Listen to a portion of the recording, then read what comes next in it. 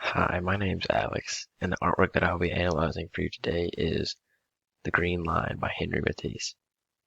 The Green Line is essentially a portrait of Matisse's wife, Emile, and it was created in 1905. This painting was very influential in the start of the Fauvism movement.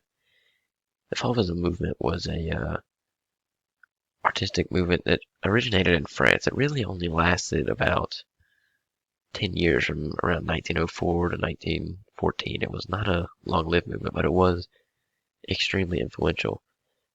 The Fauvism artwork and the movement itself was characterized by the use of bold, vivid, vibrant colors and distinctive brushwork, which if you look at this piece of art, then that's exactly what we have going on here.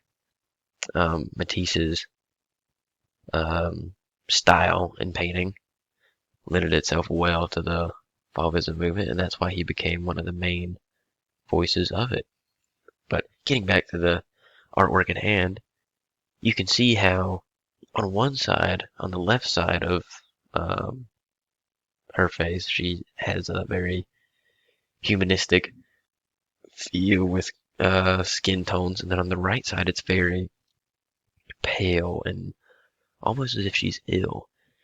And there's the green line that goes down the middle, separating those two sides. I feel like as though Matisse was trying to convey not only just about his wife, but that people in themselves are two-sided, and it depends on who they're around and how they feel as to which side they express.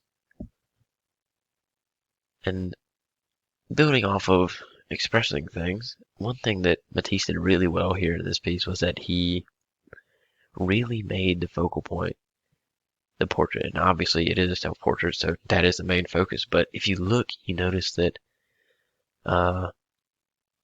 Emile is touching the edges of the piece on every edge, whether it be her shoulders or her hair, and that accompanied with the brushwork and the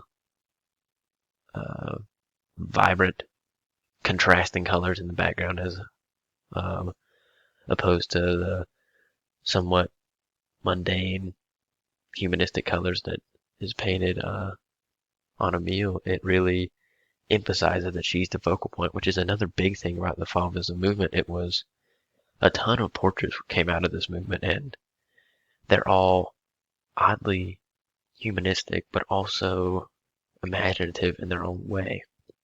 And that is primarily due to the use of different colors, different painting styles that artists like Matisse really honed in on.